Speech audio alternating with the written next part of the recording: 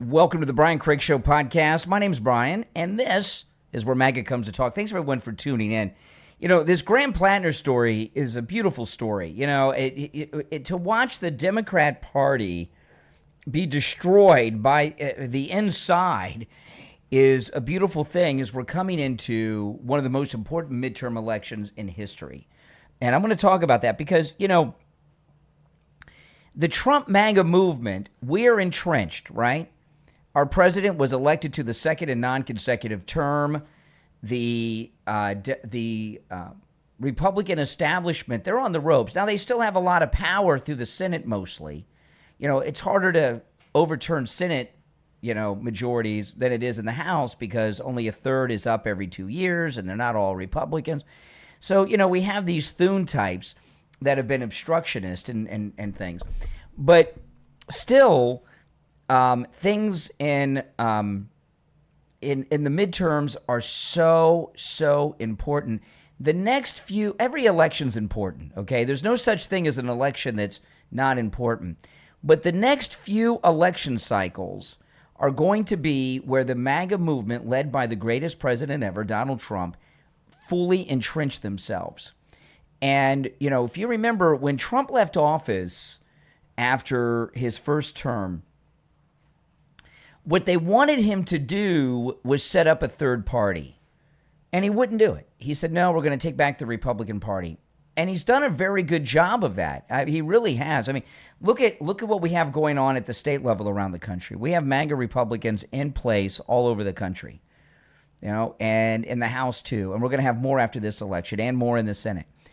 But the next few elections, are when we really have to make our moves, because right now, as an example, the Save America Act should have been passed like months ago, right? It's not even a controversial thing in conservative circles. The Save America Act very well could be the most important legislation that President Trump ever signs into law. And getting it through the old guard of the Republicans has been impossible. And the chances are we're not going to get it passed until after the midterm election. But we need more MAGA Republicans in both houses, and we have to firm up MAGA people at the government level in our states, governors and such, and the second and third MAGA presidents and fourth MAGA presidents, and, J.D. Vance and all the rest. And if you remember a year ago, the Democrats, as recently as just a few months ago, were very excited about the midterms because they said the party in power historically loses seats in the midterms. And, of course, the party in power is the one in the White House, and that's us with the president, Donald Trump. Well, they're not even talking about that anymore. And things were going very well. Before this Graham Platner business came out, things were going very well for the MAGA movement in the midterms. We did this redistricting and everything else that we've been doing. The movement has grown. And it's been good. But now with Graham Platner and this civil war inside the Democrat Party going on between the Democrat establishment and the Democrat Socialist of America, no, you don't hear anyone talking about Republicans losing the midterms at all, do you? No, not at all. So Graham Platner, I've got a lot of things to cover on the program today. Welcome. My name's Brian. This is where MAGA comes to talk. Make sure you follow and subscribe on whatever platform you're listening on. If you're watching live on YouTube, make sure you like the video. And the Brian Craig Show is available on all podcast platforms. If you want to catch the show live in video form, where you hear me taking calls and you can see me and the videos and everything I play, that's on YouTube at Brian Craig Show. So Graham Platner, 24 hours after this all came out, is refusing to resign. New York Post, Graham Platner holding Democrat Party hostage, refusing to drop out unless he gets to name the successor. I'm going to go through this article. I mean, imagine this. The guy's a Nazi with a Nazi tattoo over his heart on his chest. He's been accused of rape in a very credible account that was given to Politico that was very well investigated with multiple corroborating sources. And that sit-down interview with Jake Tapper on CNN last night. And he thinks that the guy who's being accused of rape by a credible person and has a Nazi tattoo over his heart on his chest. He should be able to pick who his successor is. I mean, the guy's out of his mind. Here's the article in the New York Post. Maine Democratic candidate Graham Platner appears to be holding the Democratic Party hostage, refusing to drop out after he was accused of rape, unless he gets to approve his successor to run for the Senate, the New York Post has learned. A source familiar with the campaign discussion said Platner, his campaign and political strategist Maurice Katz, are deliberating about the Maine Democrat dropping out, but only if his replacement shares his left-wing values. And the clock is ticking for Dems. There's a deadline of Monday for the 41-year-old oyster farmer to withdraw and be replaced on the ballot, according to state election law. See, he's got all the juice right now, at least for the next week, because he won the primary. He's it. So he has to drop out or he'll be on the ballot. And by the way, these allegations that have been made against him, including the rape allegation, she didn't file a police report. There's no criminal investigation.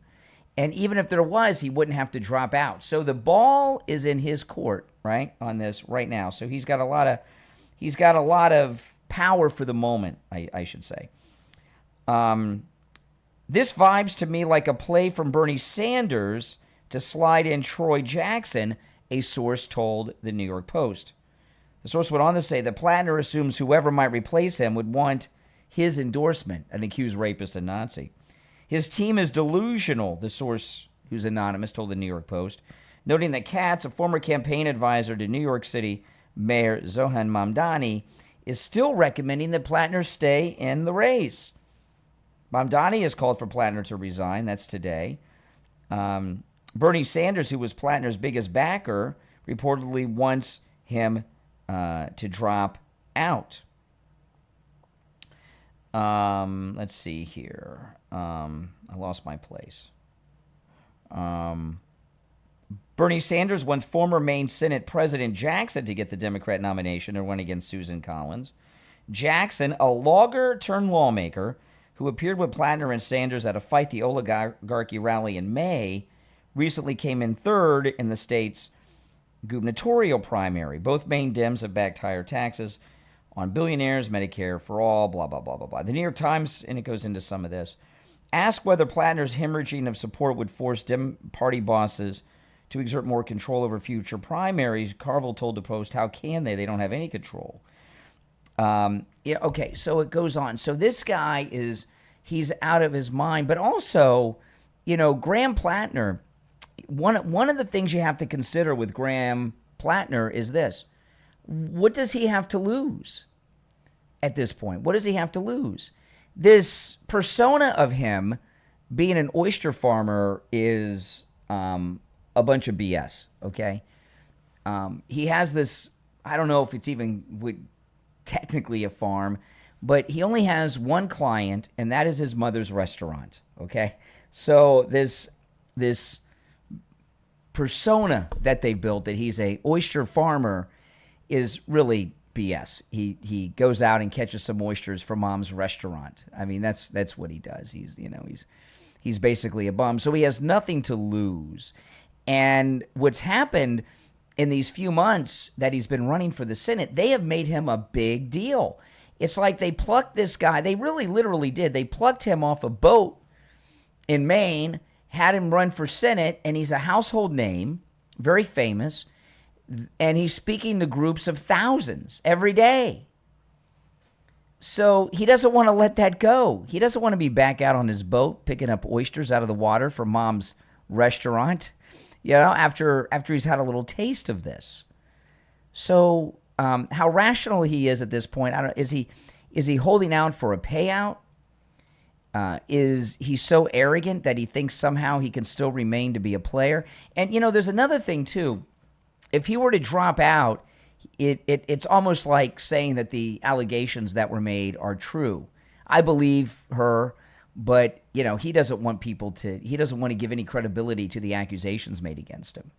But it really is mind-boggling when you look at everything that has happened with Graham Platner, with the Nazi tattoo and everything that's gone on, there has not been, from the first moment his name became known, there has not been a single moment where there's been one positive characteristic about this guy that has become public. Everything about Graham Platner has been negative. I was talking to my wife earlier, and if you take, you know what Graham Platner is? If you take every lying, out of control slander that they ever made about President Trump, and you put it into some AI machine, it would come out with Graham Platner. Graham Platner is everything that they fantasize Donald Trump is and isn't, right?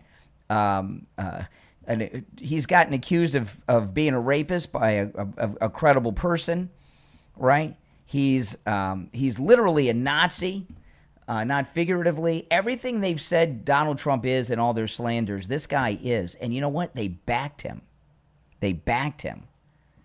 And now they're in a place where they can't handle it. And what happened with Graham Platner, this woman, they've known about this woman. And everything happened yesterday too fast. 24 hours ago is when the story broke in Politico. 24 and a half hours ago, I was here on the podcast and I was saying live, we knew that he canceled all his events. Something was going on. What happened? What could be so bad that it would call on him to withdraw from the race after the Nazi tattoo over his heart? What could it be? Now, this is what the accusation was in my mind. Oh, it'd have to be something like that. I didn't say it because it hadn't come out yet. But at about 3:45 yesterday afternoon, the story dropped on Politico. And then last night, Jake Tapper drops a sit-down interview with the accuser. There was a coordinated effort. And what has happened here is this. When those of you on hold, stand by. We'll get to some calls in a bit. What happened here is pretty simple. A couple weeks ago, when Mamdani's endorsed Democrat Socialist won those New York primaries, those are pretty much uncontested seats. So those Democrat Socialist lunatics in New York are going to win and be sent to the House of Representatives. And then there were some other wins of other Democratic Socialists around the country. In particular, this woman who's originally from Ethiopia and Colorado, who blamed the United States for 9/11. We caused 9/11. We brought it upon ourselves. One of them, I can't remember if it was the New York Democrat Socialist or the Colorado one. They're all the same, but was against interracial relationships and interracial marriage because they're anti-white. Remember all this stuff that came out? And then James Carville and others came out and said, hey, this is crazy. This cannot be allowed. And things got really nuts with it. And everything that's happening here is the Democrat Party establishment bringing down the Democratic Socialist of America. And I think their targets are mainly, immediately, Graham Platner, but really their main target is Bernie Sanders. And it'll be AOC in the squad, too, because Bernie Sanders is the deity of the Democrat Socialist. All right, I want to take a call or two, and I've got a lot to cover on the podcast today. But if you're watching live on YouTube, you can call in. The number's toll-free, 888-465-2631. 888-465-2631. You're on the air. What's your name? Where are you calling from? Hey, Brian, it's Job for 9. Oh, hey, yes. So we spoke yesterday, and obviously what you had stated was going to occurred, as you foretold. My question is basically, so this seems to be like set up, and yes. I was thinking to myself a few minutes ago, right before I called, where have I seen this before? Because it's happened recently. And it happened to the representative in California. Yeah. That was in the House and was running for governor. Uh-huh. Yeah, Swalwell. It seems extremely similar. So my question to you is this. If he's going to either be pushed out and finally leave the race, who do you think they're going to attempt to substitute him with? It doesn't matter because it's so late. and there's so much scandal involved. It doesn't matter. They could pick Jasmine Crockett for all I care. They're going to lose to Susan Collins. And you know what? The point I was making on the morning show today, and I still stand by this: the Democrat Socialist and the Democrat Party are at war, an internal war, and the Democrat establishment are trying to lose some races to purge the Democrat Socialist out of the party. They want Bernie Sanders gone. He's not up right now, so there's not much they can do about it. But they want Bernie Sanders gone. And they're going to start targeting these other high-profile Democrat socialists because they're losing their party. I completely understand what you're saying. So who they put in there doesn't matter. It's whoever they put in there is a sacrifice candidate that they know won't win. But do you find that the DSA is actually, they seem to be the members, like the gang, the clique, whatever you want to call them, they seem to be the ones that make the most noise. They end up getting the most publicity. They end up getting the most eyes. So, I understand that they have to get rid of them because they're communists. It's just, I'm just trying to figure out a way, because they seem to be bringing on all of this. Well, Bernie Sanders aside, the Democrat, please don't call them DSA, it discounts them. The Democrat Socialist of America, communist, okay? They want you to call them DSA so you forget what they are. They're communists. But most of them are young and they're internet savvy, right? So they're social media savvy, and they know how to use TikTok and things like this that the establishment never have to bother with, right? So they've got a big advantage on getting a buzz going. Mm-hmm. But without the Democrat Party machine, it's one thing to win primaries, it's another to win the general elections. Yeah, especially without any money. I guess I'm just, perhaps I'm extremely naive. I don't understand how individuals can have these accusations be made at them, and then depending upon what party you belong to is whether or not you believe the accusations. It's kind of disheartening. Well, no, there's there's differences. Okay, are the accusations credible? And and I'll say, these allegations against Trump are absurd, right? And I'll tell you, like I got a call today. I was surprised. I was taking calls for 2.5 hours, and then I finally get a call who mentioned E. Jean Carroll. I was shocked it took so long. And what they said is, well, what's why don't you believe E. Jean Carroll, but you believe this woman? E. Jean Carroll, a few things about her, other than her being nuts and everything else. She wouldn't even say what year it happened, so that President Trump couldn't alibi himself out, right? And she expects people to believe that the most famous man in New York City walked into the busiest department store in New York City and no one saw him and he carried on that way. And when people come forward like E. Jean Carroll, or remember that lunatic woman that came out against Kavanaugh in the Senate confirmation hearing? These people, there was another moment of amnesia. Okay, well, these women that come out and make these false allegations against Republicans are Democrat operatives that are backed by the Democrats, and they don't even hide it.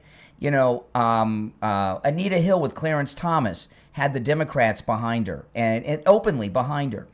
With this Graham Platner situation, this is a woman who's a Democrat socialist herself, who said she was reluctant because she agrees with him politically, and it's come out by Democrats, not Republican operatives.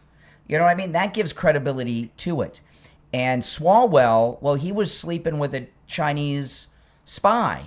That was well documented through federal investigations, right? So these things come out. So that's the difference. None of this with Platner came out from the opposition. Not the Susan Collins team didn't do this.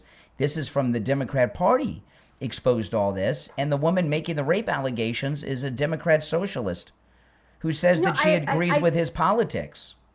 I get what you're saying, but didn't a individual who is of the Republican a preference actually end up coming out first? And didn't the yes, in the New York Times, it was in the New York Times, and she was discounted because she's a Republican, if you remember, and this woman was mentioned in the article. They talked to her at the New York Times, but the first accuser of Graham Platner was a Republican. That's correct. And that's why it went nowhere. That's, I guess, like I said, I'm naive in some regards. I just, to me, if somebody has a allegation of that, it definitely needs to be looked into, especially when you have like documentation, like the text messages, which is another. I mean, and those are actual proof. I mean, and it's not. And then his wife came out and said it as well. I mean, these are patterns. Correct. Now with this woman with Graham Platner, the Politico story, they did a detailed investigation. They talked to a boyfriend, friends, they had text messages, and even exchanges between her and her therapist. So, right, so there's a lot of differences here. I'm not disagreeing. I guess what I'm basically ending up saying is that there seems to be a pattern of behavior, and, politics aside, this guy is basically assaults women on the regular, and the Democrat Party knew that he had this pattern of behavior. So, I mean, I don't understand how you can continue to endorse somebody that is so questionable, morally speaking, and you have the evidence even before this lady. Because Democrats don't care until they're told to care about these things. Look at Bill Clinton. Bill Clinton did. I get what you're saying. Bill Clinton did more than what he did with Monica Lewinsky. I'll tell you, not only did Bill Clinton was having sex acts performed on him by a 21-year-old intern while he was talking to the president of Russia, he was having the same type of intercourse in the study off the Oval Office, and he would complete it in the sink of the Oval Office study.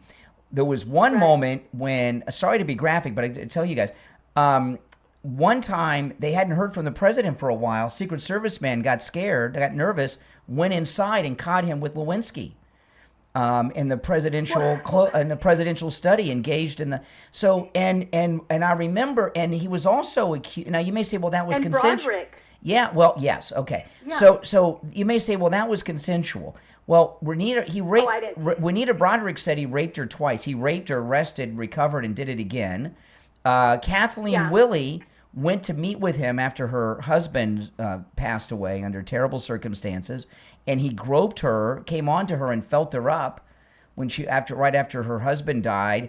Paula Jones, he gave her a bloody lip, and the Democrat and don't forget. Jennifer Flowers, the first, she came out. There were other. Jennifer Flowers came out and detailed their multi-year long event. And Democrats said, that's between him and his wife. He does a good job as president. That's all I care about. I couldn't believe it at the time. I was on the air during all that. I mean, that's, Democrats don't care about these things until they're told to care, because all they care about is winning, and the ends justify the means. The sad state of affairs. It's extremely sad. It's, the moral compass of that political party. I mean, with their history and what they're willing to accept. I mean, and we probably don't even know the half of it in regards to. And we probably don't want to know. It's just disgusting. Well, yeah. I mean, because it's a lot to take in. Yeah. It's extremely sad. So. I'm going to continue listening. Like I said, yeah, well, please do. I listen to what you say because you're my guide of what's going to be happening. Well, I appreciate that. I trust in what you say. I appreciate that. Have a good day. You too. All right. Let me take another call or two before we break. You're on the air. What's your name? Where are you calling from? Oh, okay. I guess they thought better of it. The rest of you on hold, hang in there. I want to take a quick break. There's a lot more to share. If you'd like to call in, and you're watching live, the number is toll-free and pinned in the live chat. It's 888-465-2631. 888-465-2631. We'll be right back. On the line, we have Steve. He is a listener and client of Jupiter Joe Thomas. He took my advice. He went to see Joe Thomas, took advantage of that no-charge consultation. Steve, welcome to the program. Thank you, Brian. So tell me about your experience with Jupiter Joe Thomas and annuities. Matter of fact, 3 years ago to the day, my mom passed away. And it's when I found out that my mom and dad left me, my brother and sister, a nice inheritance. And when I heard the advertisements on your show, I said this would be a great investment, because I retired 25 years ago, 2001, and I got a good pension. I'm a retired police officer. But 25 years later, that pension does not buy anywhere near what it bought 25 years ago. I heard about Joe and how I could increase my income with these annuities. It battled the inflation, because my pension was just not buying and taking care of me as it did 25 years ago. And Joe and his family, his daughters and his son, they were so nice and accommodating, and they asked me what my goal was, and my goal was specifically to get a monthly mailbox money checks from these annuities. And the second thing was to leave a nice inheritance for my kids, like my parents did for me. And he was great. I can't say enough about him. You did something with your inheritance so few people do. Most people get that inheritance. They buy a new car, they buy a new house. You got it in annuities, and now you've got that guaranteed income each and every month for the rest of your life. You got that right, and I'm telling you, it's a godsend. I can't thank Joe and his family enough. Well, listen, give Jupiter Joe Thomas a call. Take advantage of that no-charge consultation, just like Steve did. 561-743-0999. 561-743-0999. And online, jupiterjoe.com.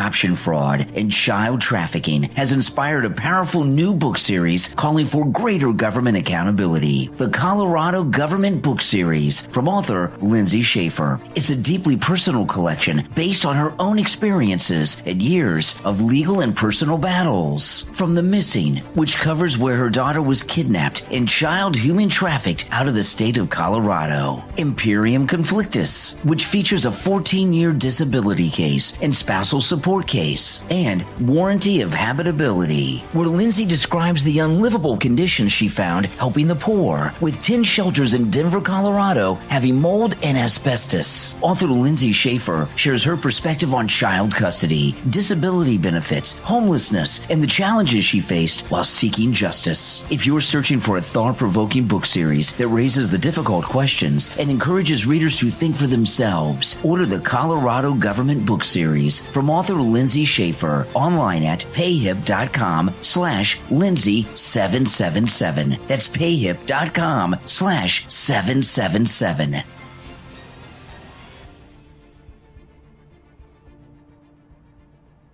All right, we're back. I'm Brian. Thanks for tuning in, everyone.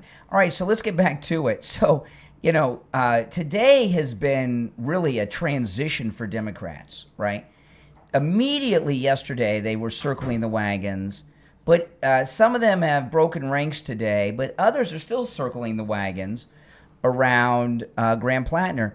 This is Mika Brzezinski, who's a complete lunatic, and, Joe Scarborough's wife, and she's interviewing the guy from Politico where they broke the Graham Platner story and did the Graham Platner sex assault rape investigation.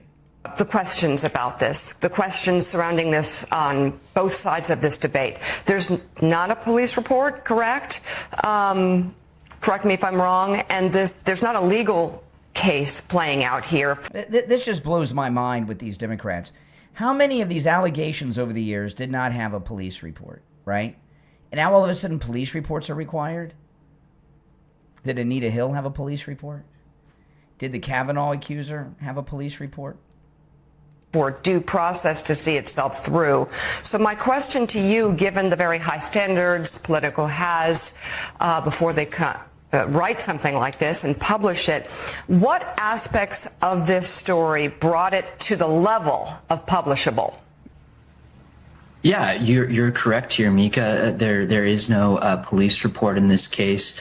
We spent a lot of time talking to Jenny, asking her for corroborating evidence.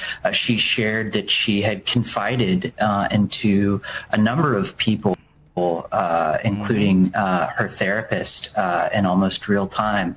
And we reviewed email exchanges between she and her therapist, referring to what she called this sexual assault, and her therapist sort of acknowledging that this had happened to her.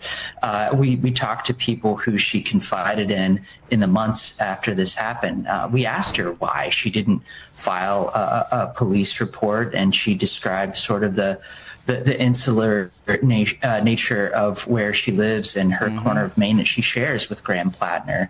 And she, debated. And Graham Platner, his family is wealthy and connected, by the way. And you go out and make allegations. It's a mess. All of a sudden, they're what Mika's doing here is trying to victim shame and also kill the messenger, right? Politico. It's sort of how to handle this, and we found ultimately the number of corroborating pieces of evidence to support her story in a way that we could report it.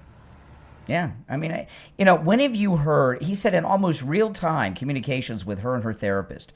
When have you heard people turn over text and emails from a therapist soon after, in almost real time, from the event in a sex assault allegation? I mean, I think this was an incredibly detailed investigation done by liberal Politico. So what are some of those corroborating pieces of evidence? So you've got conversation. And why is Mika doing this interview and not Joe Scarborough? Is he off today? Does he not want to deal with this topic? I don't know. With her therapist and people who she confided in. Any conversations with Graham Platner at the time of it where she said, because apparently as part of this story, she says she even confirmed to him that this was not consent. Do you have that? What do you have that actually connects this literally? Graham Platner to raping this victim? Yeah, she reached out to him the day after via Instagram. And see, I mean, this is phenomenal. I mean, this is like, I mean, they've really talk about bringing the receipts. Essentially, told him that she didn't want to hear from again. She told him that morning as well, and we looked at messages that she had sent to others in the months after this happened through social media. But you were able to see those DMs? She tried to recover those DMs. We did not. We were not able to review those DMs, but she described them to us. We also, long before he was a political candidate, we saw her essentially explain to others that he was, quote, in her words. Now, I want to tell you guys, Politico is a hardcore Democrat website. It has been around for many years. When MS Now was MSNBC, Politico from their early days was very much in league with MSNBC, and they even had their own studio at their offices. And look at Mika trying to discredit their own liberal news outlet. You're on the air. What's your name? Where are you calling from? Hi, I'm Jake. I'm from San Diego, California. How you doing, old boy? Okay. Alrighty. Yeah, so we're talking about that guy out of Maine, right? Graham Platner, the Nazi Democrat who's been accused of rape by... I mean, I don't know if I'd call him a Nazi. I mean, he has a Nazi tattoo on his chest. He has a Nazi tattoo on his chest over his heart. I mean, guys do stuff when they're young, dumb, and drunk. He was a grown adult. I don't know anyone with a Nazi tattoo except Graham Platner. Neither do I. I think you're a piece of shit if you get one. Oh. But, I mean, if we're going to be honest about what we're calling him, he's a communist piece of shit. Could you not use such vile language? I know it's online, but, can you be a gentleman? Okay, I mean, I'm sorry. We're talking about the people that support shooting Charlie Kirk here. Do we really need to be nice to them? Yeah, we're not. Yes, yeah, we need to be. Yes, we need to be decent gentlemen. There's no need to use such nasty language. Listen, Boomer, learn what fucking time it is. Well, you know what I'll tell you? Get your own show, and you can talk whatever way you want. Okay, classless. Yeah. Appreciate the call. All right. So let me get back to this. Give me a break. There's no need to use such vile language. And I'm not, that doesn't mean that profanity is not okay on occasion. I know this is the internet, but there's no need to talk that way, really, right? All right, back to Mika. So Mika here, she's doing everything she can do to discredit this very well-sourced reporting from Politico. Consensually careless, end quote. And right, but were you able to see the interactions between Graham Platner and this alleged victim? Did you actually physically see them? Did she? And this blows me away. All they had with Stormy Daniels was a photograph at some celebrity event. How many of you have taken pictures with celebrities? I meet listeners all the time, and I take pictures with them. I don't know who they are. I don't do a background check. People. I run into listeners all the time. They want to I take a picture. They had one photograph of President Trump with Stormy Daniels, and they created 2 years of a sexual relationship that didn't exist. And look at what Mika's doing here with this, right? I mean, she wants him on tape confessing before she'll even accept it. Do them for you. She attempted to uncover them. But was unable to. Willie? So let's talk a little bit, Adam, about some of the timing of this. This just blows me away. People pointed out it's a week out from the date that Democrats now have to scramble and potentially find a new candidate if Platner does indeed drop out, as he's expected to. We'll talk more about his support in the Democratic Party nationally at the state level has collapsed after these Okay, it goes on. It's amazing to me the standard they have of evidence. I mean, look at all this stuff with Epstein, right? President Trump, we now know, because all the Epstein files were released, that President Trump was the original person, the first person to turn Jeffrey Epstein into the local police in Palm Beach. And it's in the Epstein files. The police chief from Palm Beach at the time has even given interviews and corroborated that. We also found out, because Mike Johnson, the Speaker of the House, slipped, that the president was an FBI informant to bring down Epstein. They got 3 or 4 photographs of President Trump at Mar-a-Lago events, and Epstein, who would pay to go to all these celebrity events and everything, is in them. And look at what they've created with that. But with Graham Platner, they want him to have confessions and DMs and text messages and maybe even a video of him confessing, or they're not going to believe it. It really blows my mind, with these partisan hacks on the left. The liberals just don't... They just don't hear themselves. Now, those of you that are watching on YouTube, okay, those of you listening on the audio podcast platforms might get it, but I just pulled up a video from CNN from a few years ago, and I'm going to show everyone here on YouTube. Do you know who this is? Do you know who this is?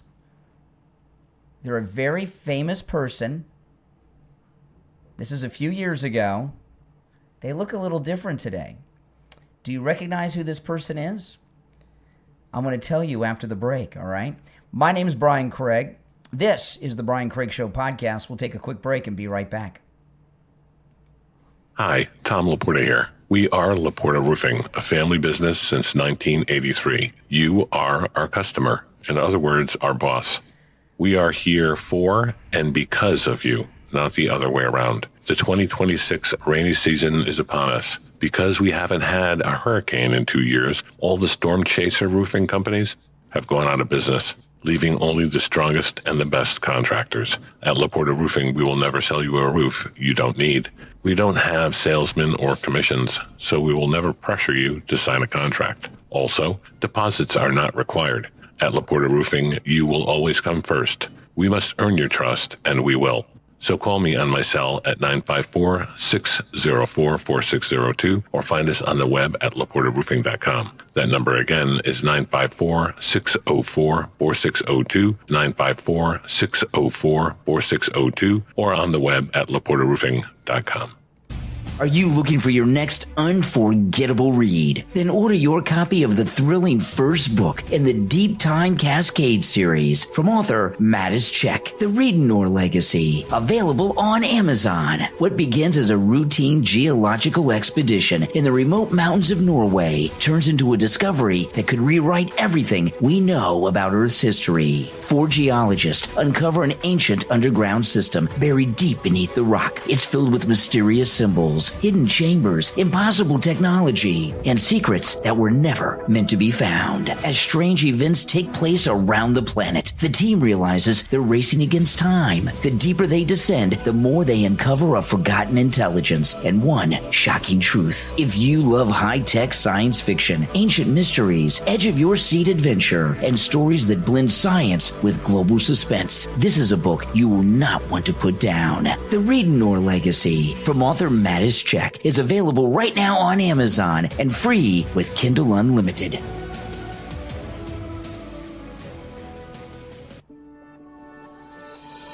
Are you looking for jewelry that's as unique as you are? Then check out Kita Luxury on Etsy, where every piece is handcrafted with passion, artistry, and the natural beauty of genuine crystals and gemstones. Inspired by a love for one-of-a-kind bohemian designs, Kita Luxury was created with a simple mission to make extraordinary handmade jewelry accessible to everyone. Behind every creation is a talented team of skilled artisans, each bringing their custom expertise to metalwork, stone cutting, beading, and fine jewelry craftsmanship to produce stunning wearable works of art. Whether you're searching for a breathtaking statement necklace, elegant earrings, handcrafted bracelets, beautiful rings, or meaningful jewelry for both men and women, you'll discover pieces that celebrate your individuality and personal style. Every design is carefully handcrafted using high-quality, natural materials, creating jewelry that's more than an accessory. It's a reflection of who you are. Whether you're shopping for yourself or searching for the perfect gift, Kita Luxury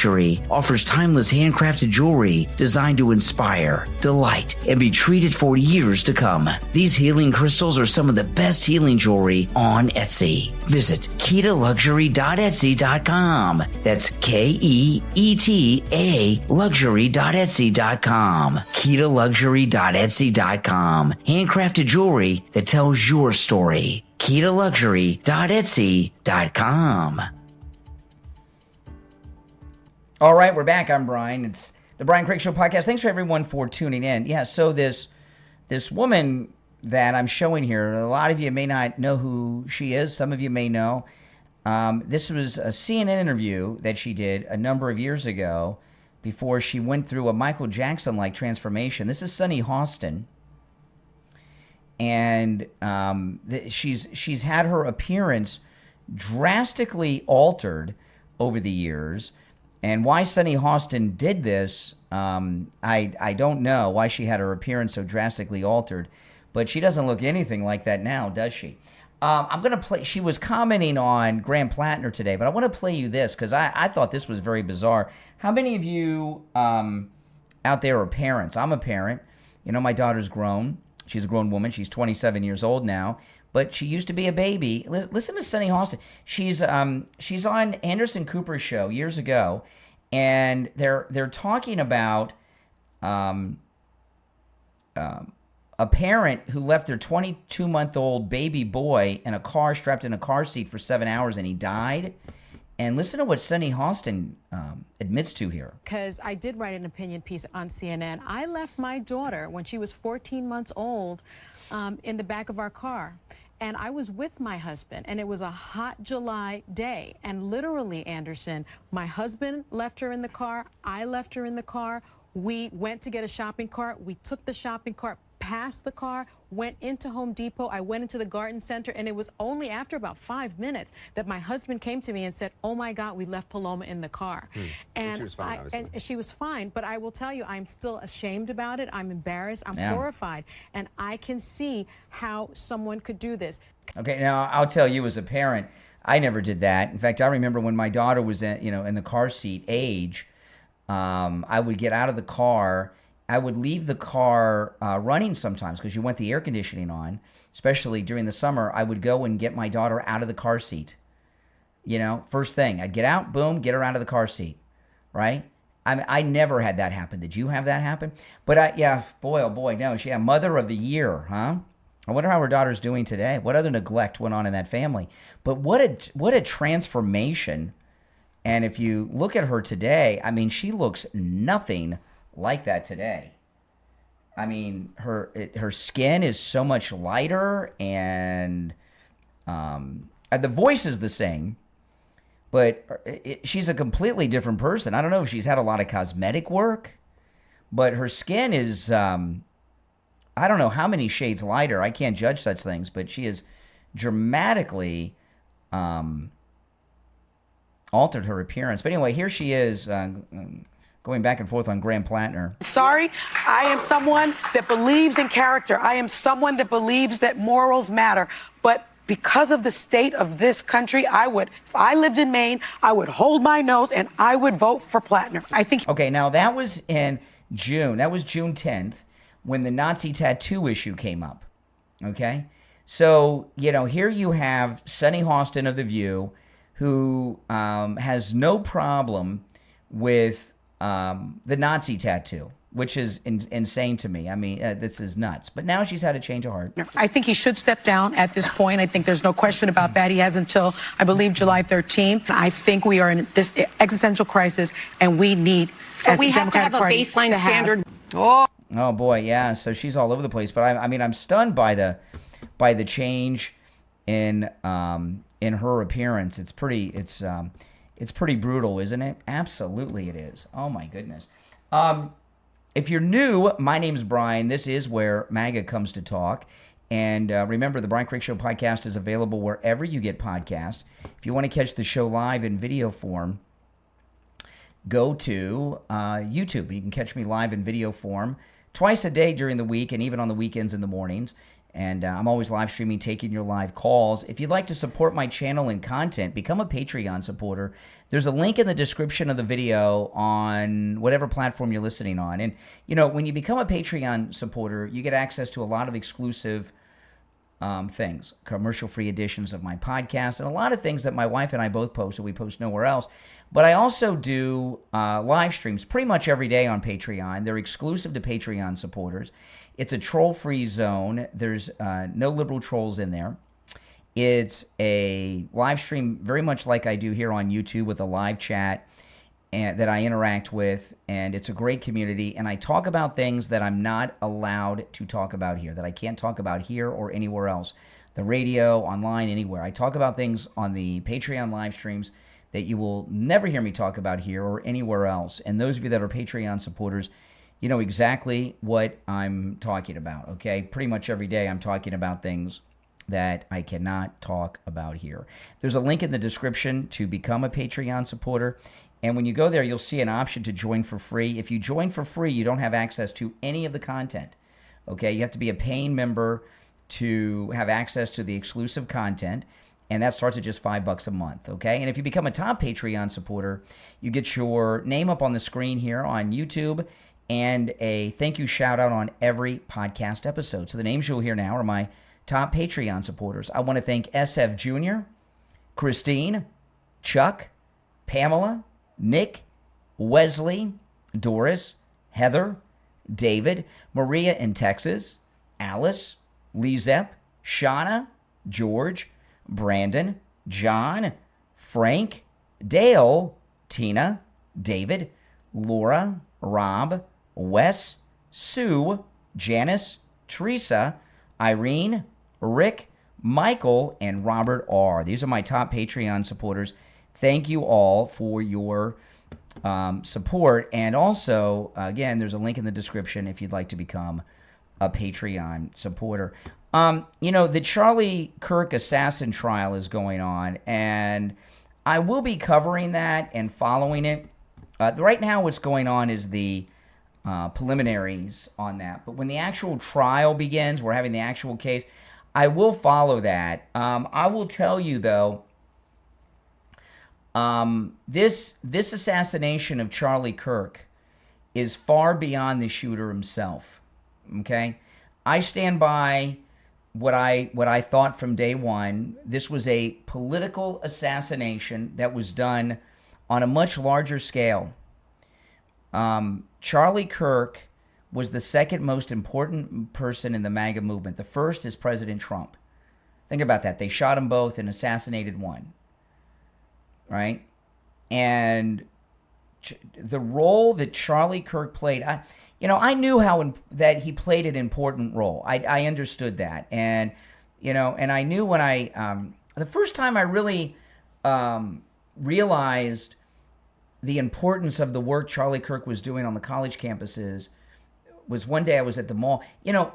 There were other people that were debating people at college campuses, like Ben Shapiro and stuff. And I understood Charlie Kirk, and I didn't always agree with him, okay? I did not always agree with him, but I agreed with him probably about 98% of the time. And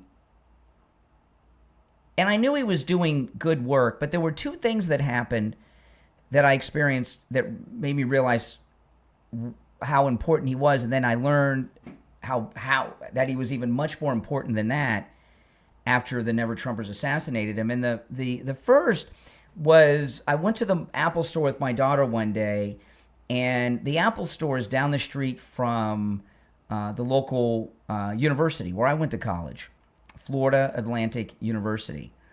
And I did my undergrad there before I did my graduate work at Trump University. But no, I went to Florida Atlantic University, and it's right across the street from the university, the Apple store. And there were a bunch of guys from the university that came in there to do some shopping at the Apple store, and they were all wearing MAGA hats. And I thought, oh, wow, I haven't seen that before with college kids. They were all wearing MAGA hats. And they were not, they were like the cool kids, right? They weren't like the dressing like Tucker Carlson or Ben Shapiro wearing khakis and penny loafers and blue blazers like Michael J. Fox in Family Ties. They, you know what I mean? Like wearing, like they worked at Blockbuster Video. They were the cool kids. I thought, wow. And I started to understand what Charlie Kirk's influence was. And then I went to the Turning Point USA event with Charlie Kirk in Palm Beach, I don't know, maybe 4 years ago. And I think I got the press pass from it. So I got it around here somewhere in the studio. I don't know where I put it. Maybe I put it in a drawer somewhere. But, I was shocked. There were so many college kids there, but there were also high school kids who were there to see not just Charlie, but all of these speakers. Byron Donalds, Vivek Ramaswamy was there, Anna Paulina Luna, Tucker, Megyn Kelly before they got nuts. The president was there. And the kids that were there at Turning Point, they were college and high school kids, like what these guys I saw from the college at the Apple store were the cool kids. And when I was growing up, there were always young Republicans around, but they were like the dorks, like the Ben Shapiro, with the penny loafers. You know what I mean? And when I saw that it was the cool kids that were, I was like, wow, this is amazing what he's doing.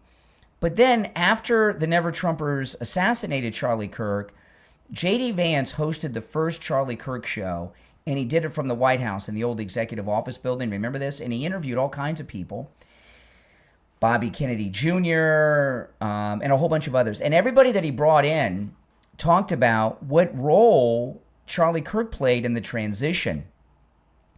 And the president talked a lot about how he was a major advisor of his throughout the entire campaign in 2024. I didn't realize that Charlie Kirk was involved in the decision of almost every cabinet post and a lot of other things. He was one of the most influential Republicans to ever live who did not hold political office. It was, and I believe it was a targeted assassination by the Never Trumpers, and I still stand by that. Just like Oswald. Oswald wasn't just some lone guy who went and did that. Does anybody believe that? Same goes for John Wilkes Booth, okay? I believe that the Democrat Party of the Confederate States of America was behind John Wilkes Booth, okay? These things don't just happen. But I will follow and cover the trial of this assassin as it goes on. But we're never going to know the full story. I mean, look at some of the things that have come out about Butler recently.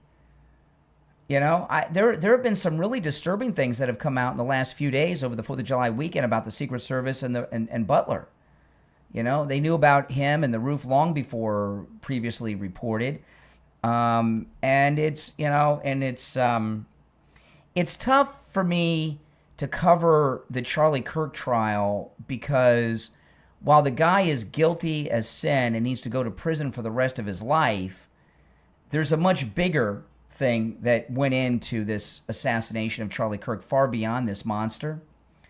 And so I have there's a lot of frustration that we're not talking about the bigger picture of what happened here.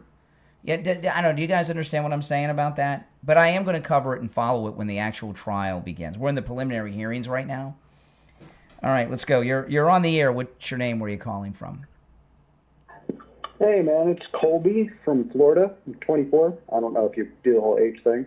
Okay. I saw you were talking about Platner, man, and that Dim should be worried about him. I had a question or two for you on that. Mm-hmm.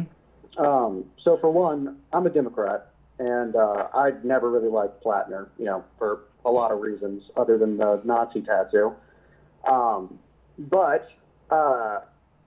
So I probably wouldn't have voted for him in any kind of primary to begin with. But I'm curious, why do you think that Dem should be worried about Graham Platner? Is it the rape allegation stuff? Well, when you say the Democrats, it depends on what you mean. And I didn't say I'm not saying the Democrats should be.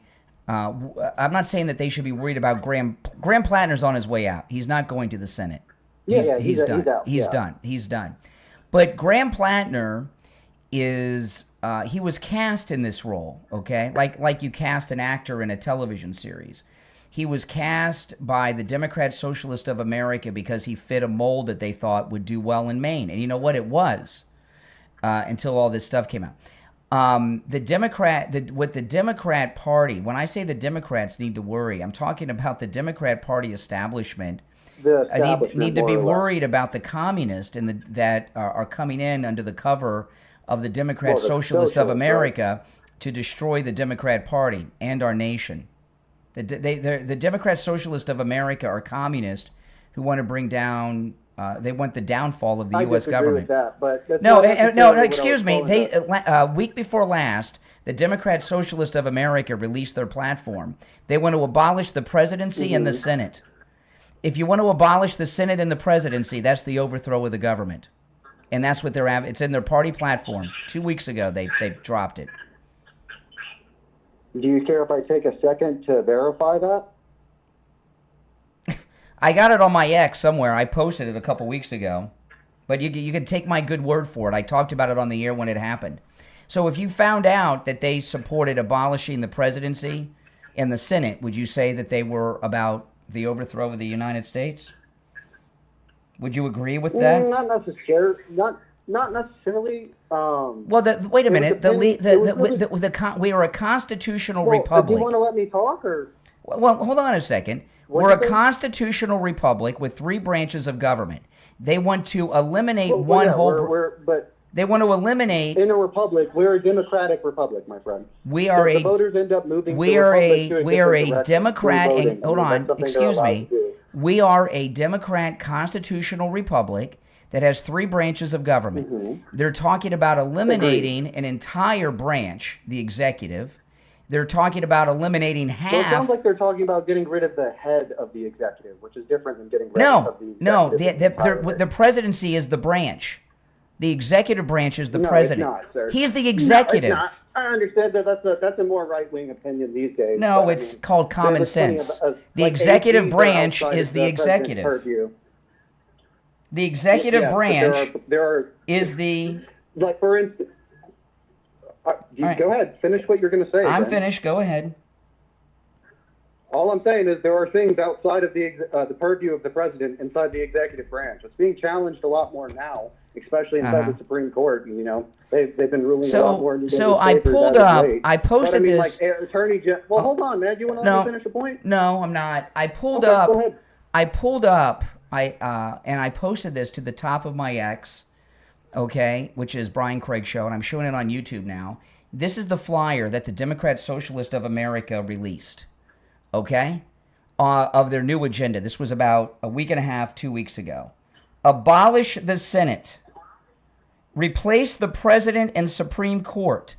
So they want to eliminate 2 branches of government, the executive and the judiciary, and half of the legislative branch. That's an overthrow of the U.S. government as we know it. I don't agree with that, nor what it was.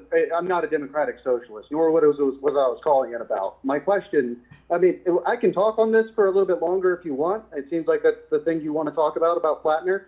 But I had a more specific aimed question for you. I'm sure you don't want to. Go ahead. Fine. Now that I've blown you out of the water on this, take another try at it. I literally had no knowledge of the democratic socialist agenda. Okay. Nor did I. All right. What's your other point? What's your other point? But sure, you blew me out of the water, buddy. Yes, I did. So with Platner, do you think his rape allegations are credible? Absolutely. The ones against so why him? do you think those allegations are credible, but none of the charges against Donald Trump? Okay, you asked a very good question. There's less evidence. No, hold on. You asked a very good question. Okay. Now, what I'm going to explain all of this, and what I'm about to tell you about Graham Platner, I played the investigative reporter from Politico earlier in the podcast about this, so you can rewind and listen to him talk about it. Okay, with the woman who came forward and said that she was raped by Graham Platner yesterday. She did an interview with Jake Tapper on CNN, and Politico, before that, did a detailed investigation to corroborate her allegations. She gave them her electronic communications between friends and even her therapist, who she talked to about this in almost real time, where she talked to her therapist in real time. All those same things. I agree. Okay, no, I'm not done. You said, why do I believe... No. I'm not done answering. You said, why do I believe these allegations and not the Trump allegations? And I'm getting to that. I'm getting to that part. I was going to make a point real quick on those things that you mentioned. All of the things that you just said are also present inside the E. Jean Carroll. No, they're not. The therapist notes. Nope. The same story over 15 years. Nope. Yes, sir. All present. No, they're not. Pull it up. We can pull up the court I don't case. have to pull it up. I've lived through it. E. Jean Carroll. There's. Me too. That's really interesting. How can we both E. Jean Carroll. Well, only one of us is correct, and it's me. Exactly. E. Jean Carroll. Look at the evidence. Excuse me. Excuse me. about. Oh, another one with the language. E. Jean Carroll. Okay. Would not even say what year the allegations happened. She wouldn't even say what decade, but she wouldn't even say what year. Why not? I've never even heard that. That's true. Also, her story at Bergdorf department store is right out of an episode of Law and Order SVU. I've seen the episode. You can look it up online. Holy shit. That is a horrible... What is it with you with the dirty mouth? Either late 1995 or early 1996. No, she's never given a year. She literally has it inside her 2019 memoir. The reason New York Magazine she article. Never gave a You're year. Lying. She never gave a year. Do you want me to read you her quote? No, I followed I followed the whole thing. Do you think E. Jean Carroll said it was sexy to be raped? She said it to Anderson Cooper on CNN. What? Can you give me the quote, please? Because this is going to show it to your entire audience. I'll pull it up. I mean, I can't listen. I'm going to pull. She said it was sexy that Donald Trump raped her. I'm going to pull up. She said that. Slow down for a second. Because I know what the quote is. She says that some people like to think of rape as sexy. What happened to me was not sexy. So what you are doing is an entire lie. I'm going to pull it up. First off, I didn't even bring that up, but I'm going to. This is also really interesting. Like I said, hold on a second with your profanities. Okay, calm down for a second. I'm not here for you just to throw random things out, and then I have to go and grab and prove to you. This isn't random. It's in 1 point, brother. Okay, I have covered all of this. I've been on the air for over 35 years. Well, you just misquoted it. So I'm going to play the clip of E. Jean Carroll in a moment. I'm going to play the video. Let's hear it. I'm going to play the video. Yeah, do it. But this is not for me. I can't hear it on my end, can I? You'll have to watch it online. But here's the thing. Everybody else will get to hear it. You can watch it online if you want. Here's the thing. Well, I just don't know if you're going to play it. This on this clipping of the thing or not. I'm going to play it. I'm going to play it right in just a moment. Okay.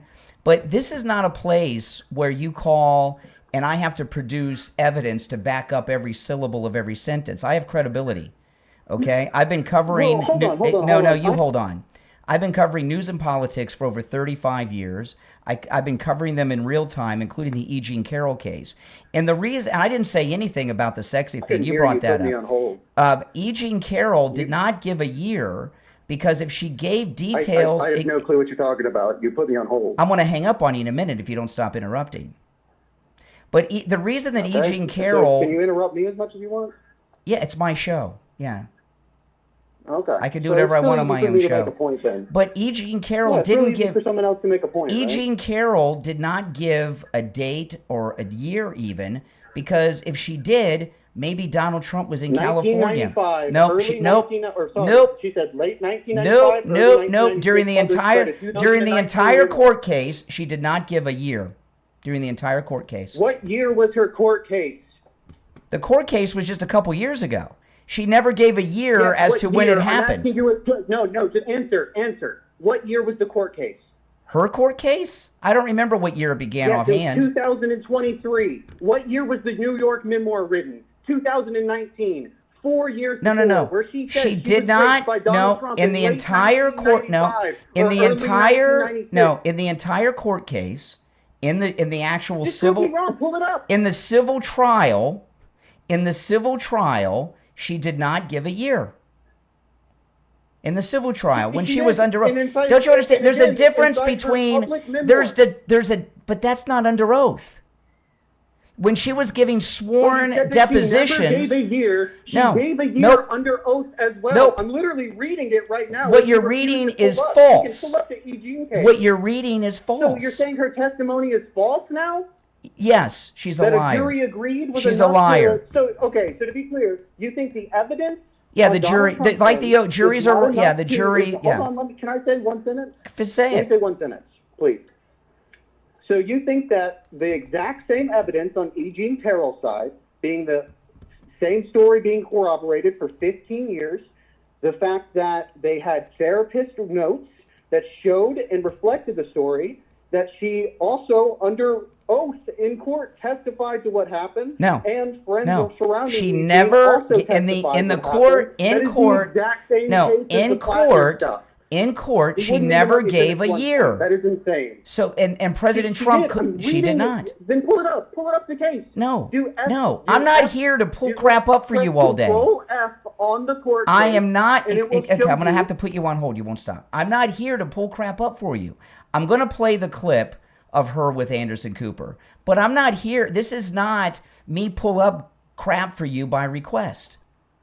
I'm going to play this. I pulled up two things already. Do it. The first one I pulled up, you said, excuse me, you said the Democrat Socialists don't support. I pull it up and then you want to talk about E. Jean Carroll.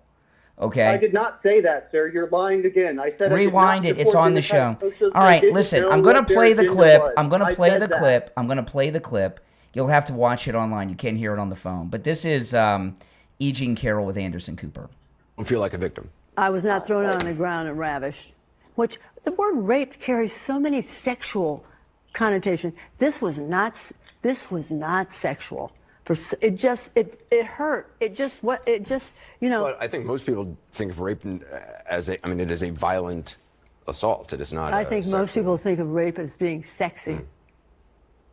Let's take a short break. Think of the fantasies. Just let me know when the clip is done. We're just going to take a quick break. If you can stick around, we'll talk more on the other side. You're fascinating to talk to. Yeah, and you can tell, Anderson Cooper is so uncomfortable, he cut to break. All right, listen, I appreciate your call, but I'm going to move on. Wait, but hold on. You said no. I'm done talking to you. I mean, I've talked to you for like 20 minutes, and I'm getting a headache listening to the Trump derangement syndrome. See, here's the thing that's important to understand. Okay, everything about her case, E. Jean Carroll, was false. Fell apart, the Law and Order connection, no dates and everything else. This accuser, she has correspondence, and Politico said, in almost real time, verifying everything. And the other thing that is important, E. Jean Carroll had behind her Democrat never-Trumper operatives, okay? This Graham Platner accuser, she is a Democrat socialist who says she agrees with him politically. And one of the reasons she didn't come forward is she didn't want to hurt his politics. She's a democratic socialist. And she came forward with Democrats, Politico and CNN, not Republican operatives. That also gives it more credibility. Listen, if you're new to my program, make sure that you subscribe. But I want to tell you guys this. Do you see what you see what the liberals do? What the liberals do is it's called "you're another" fallacy, right? They bring up something, you shoot it down, and then they ignore it. You know what I brought up about the Democrat Socialist of America, and you can find this on my X because I just reposted it. Brian Craig Show on X. Okay. The Democrat Socialist of America are calling for abolishing the United States government as we know it. It's in their platform. This was 2 weeks ago. Look at this. Abolish the Senate, replace the president and the Supreme Court. They want the House of Representatives to run the country. Right? That is the overthrow of the United States government. That makes them insurrectionists. All right? They're not Democrats. They're radical, revolutionary, communist. And if you look around the world where the communists have taken over, where did they take over peacefully? Russia? Vietnam? North Korea? Cuba? Central America? South America? Where did the communists take over peacefully? It's always violent, just like in their platform that they just dropped about 2 weeks ago. The Democrat Socialist of America are violent, communist revolutionaries. And the Democrat Party is in complete meltdown and freak-out mode about it. You know, the Democrats made a mistake. Back in 2015, 2016, they have their Democrat primary, Hillary Clinton. She thinks it's finally her time, right? And Bernie Sanders, who's not a Democrat, he was running for president. They let him in their primary process. And when this really, and they thought to themselves, well, you know, this is a great new voting bloc of young people that we can bring into the Democrat Party. And they made a mistake. During the Democrat primary debates that were televised in the 2016 campaign, they let Bernie Sanders in the Democrat debate, and he wasn't a Democrat. He's a Democrat socialist. And it was debated at the time whether that should be allowed. But they figured, new demographic, we'll bring him in. And then what happened? Well, there's been a lot of dominoes. It's the boiling the frog in the cold pot of water, right? You know that analogy? You put a frog in a pot of boiling water, he jumps out. You put him in a pot of cold water and turn up the burner, he slowly boils to death. I don't know how true that story is, but you get the analogy. It's overused a lot. That's what the Democrat Socialists have been doing with the Democrats. And they just realized after those New York primary victories of those Democrat Socialists 2 weeks ago, and this lunatic in Colorado, and they've got a few others around the country, that they're in trouble. And their party has been taken over by radical, violent, revolutionary communists. They call themselves the Democrat Socialist of America, but that's a front. And the Democrats are scared right now. And I'll tell you, they're scared for the future of their party, but I even think some of them might be scared for the future of the country. But I think they're more concerned about their party and themselves and their families.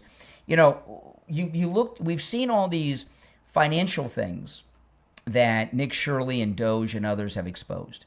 All these Democrat fraud operations, the Somali pirates in Minneapolis and California, I don't have to go, you guys know. And they do this all over the country. It's not just Minneapolis and California. So the Democrats are all rich, they're leaders, and they're rich from all these, they're afraid of losing that too. There's a lot of self-preservation in there. But they've realized maybe too late about what the Democrat Socialists really are. And they are scared, the Democrats. And they're fighting within. The Democrat Party is not running to win the midterm elections. The Democrat establishment are running to maintain control of their party. And what I was talking about this morning, and I'll sum this up about Graham Platner here and now. Okay? Graham Platner is being run out of the Senate race by Democrats. This is a whole Democrat move, right? Politico and CNN, hardcore Democrat establishment. CNN's also deep state. The Democrat establishment has made a conscious decision to lose the Senate race in Maine. I know a lot of people don't agree with me on that, but they have, because they're trying to stop the Democrat socialist. They knew about this woman weeks ago. They didn't do anything about it. They're just using this woman to get him out of the race, right? Bernie Sanders, they're going to try to get rid of him when he's up next time, and AOC and all the rest. They understand now, finally, the Democrats, the danger to their existence as a party, that the Democrat socialists, who are these violent revolutionary communists, pretending to be something they're not. And they are making decisions right now to lose a Senate seat. What other races are they going to plan on losing? You know, the Democrat Party, they have a machine. We all know this, right? In the Republican Party, we have speeches and rallies. They don't do rallies. They have a get out the vote thing. They have a whole machine where they get people out to vote. They got all this on the buses and everything. Their people vote for who they tell them to vote for. They may very well, in situations like in Michigan, there's this Democrat socialist, Saeed is his name, the Muslim guy. He's a doctor of something, I don't know. He's running to the if that guy wins it, they may very well use their machine to get people to vote Republican. Okay, we've seen this in the Republican Party. The Tea Party, there was a Tea Party revolution in 2010 where Tea Party candidates won House and Senate seats all over the country. 2 years later, they were almost all gone, and these many years later, they're all gone. There may be one or two left, but they're not. The Tea Party's gone. They wiped out the Tea Party. The Republican Party made a conscious decision to lose races all over the United States to purge themselves of the Tea Party, because the political establishment of the Democrat Party right now would rather lose the election than lose control of the party. Right? They don't even want to win the midterms. In fact, they want to lose midterms. They want to lose the midterms so they can blame the Democrat socialists for it and purge them out. That's what's going on. And I know this seems crazy to a lot of you out there. And I understand that, but I stand by it. I've seen this happen with the Republican establishment. You know, the Republican establishment in all of Trump's elections, they worked to defeat him. Think about it. You know, and even in 2024, when he was reelected, they ran Nikki Haley and DeSantis and everything else. They were trying to defeat President Trump then. Remember when Mitt Romney was putting up a fake candidate to run against Trump in one of the primaries? Remember all this stuff? Remember they were going to have a brokered convention, the Republicans, in the first election? All these things, you know? So, you know, the establishment of the two political parties, the Uniparty, right? We don't talk about the Uniparty too much. The Uniparty are willing to lose elections to maintain control of the political party. And that's what the Democrats are doing right now. It's self-preservation. I hope it's not too late.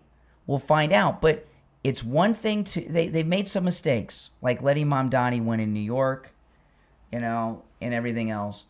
And in some pockets, it's going to be too late. These Democrats in New York City are running uncontested, right? It's New York City.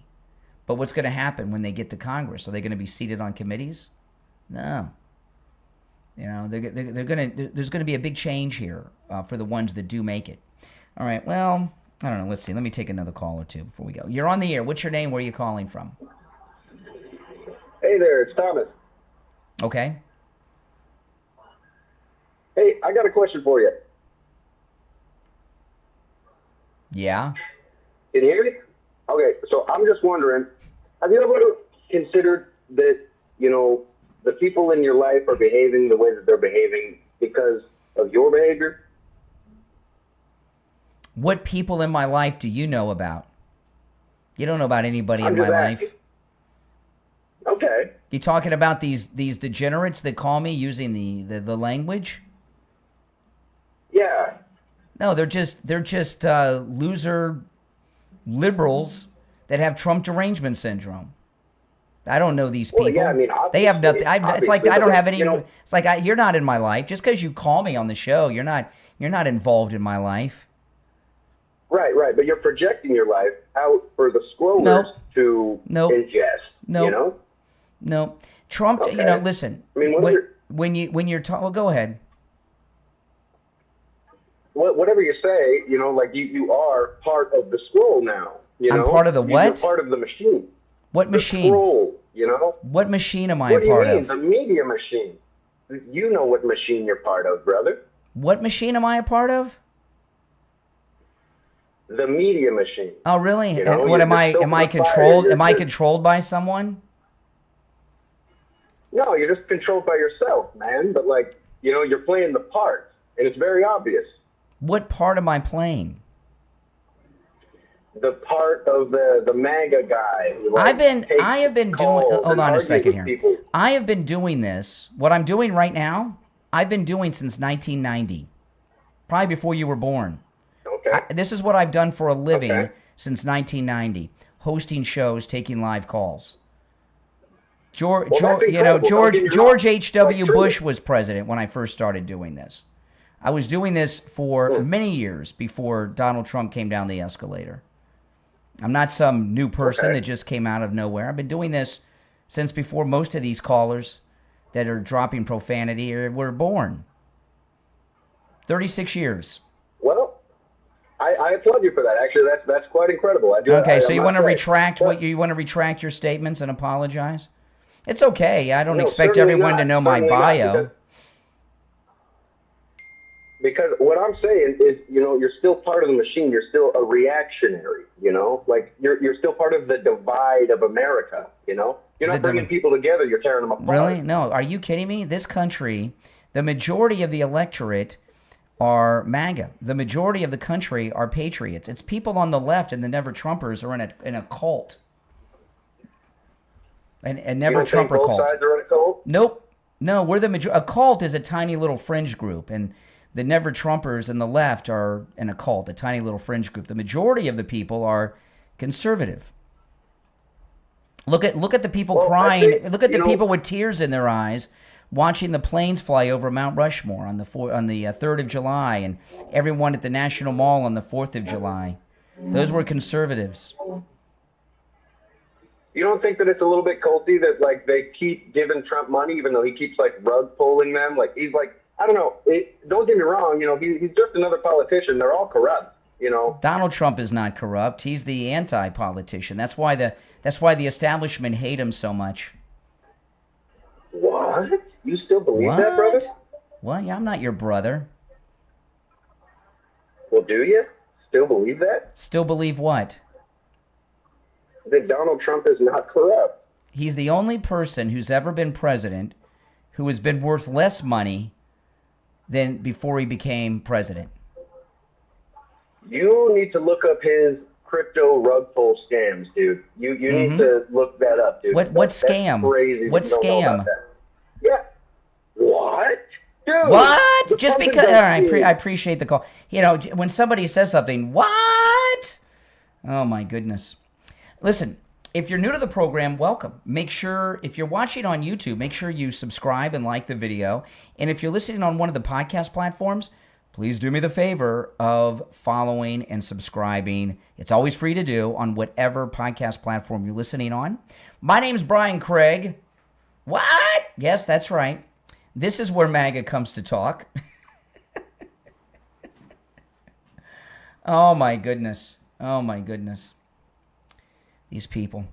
I'll see you first thing, bright and early tomorrow morning. Take care.